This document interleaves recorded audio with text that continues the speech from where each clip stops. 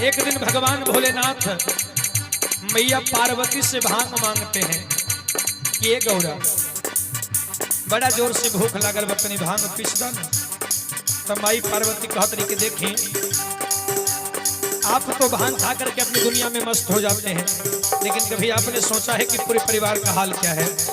मुझसे भांग नहीं पिसाएगी। सुनिए,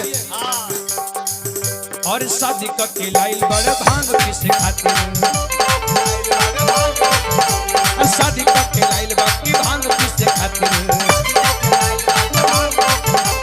हम के बता दीजिए भोले यो खजानी,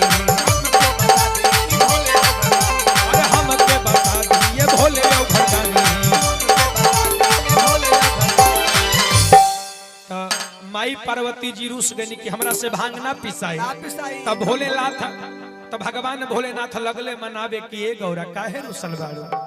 अरे गौरा हो फूल झाड़ी बाड़ू, आ बाबा हिमाचल के परी बाड़ू। अरे गौरा हो फूल झाड़ी बाड़ू, आ बाबा हिमाचल के परी बाड़ू। अरे मान जाए ना सरकार। तो माई पार्वती कहतरी की ये आदा पर तो हम रउआ के मानी ले। हे भोलेनाथ, अरे रउरे सरहनिया में शिव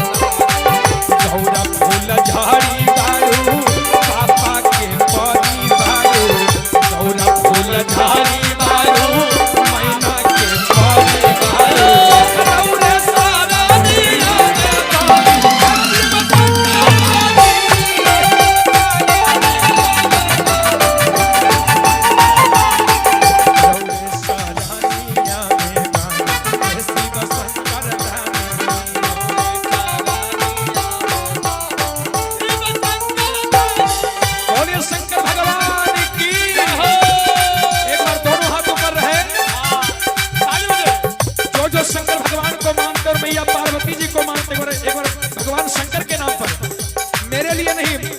भगवान भोलेनाथ के नाम पर दोनों हाथ ऊपर है मैया, दोनों हाथ ऊपर है और बुलंद आवाज में जयकारा रहे। बोलिए शंकर भगवान की, बोलिए मैया पार्वती की जय जय।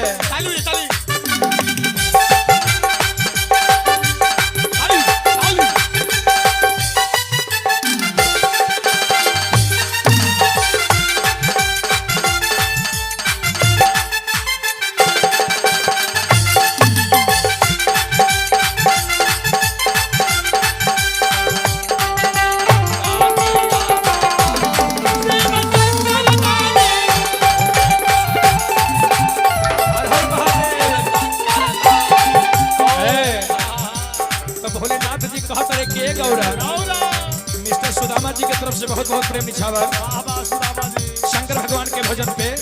भगवान भोलेनाथ कहत रहे के गौरा सवने में चल देवघर घुमा दिए गौरा, चल देवघर घुमा दिए गौरा हो सवने में।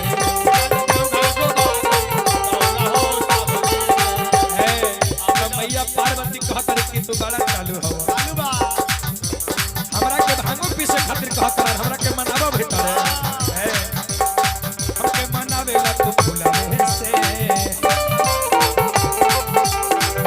मैया पार्वती जी कहत रही कि देखी हे भोलेनाथ, हमके मनावेला तू फुलावे से, मानव न ठाकुर हम मिलावे से। मैया पार्वती जी कहत रही कि देखी हे भोलेनाथ, हम ना माने। भगवान शंकर जी कहते हैं कि मान जाए ना सरकार। और सवने में और चल देव घर घुमा दिए गौरा हो सवने। तो मैया पार्वती कहा करी और हमके मनावेला तू फूलवे से और मानव ना धाथुर औरी बेलवे से।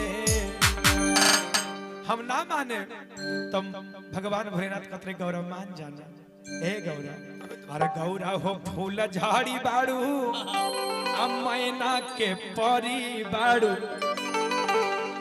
गौरा हो फूल झाड़ी बाड़ू मैया मैना के परी बाड़ू। तो जैसे माई बाबूजी के नाम आला तो मैया पार्वती जी खुश हो गई कि रौरे सरानिया में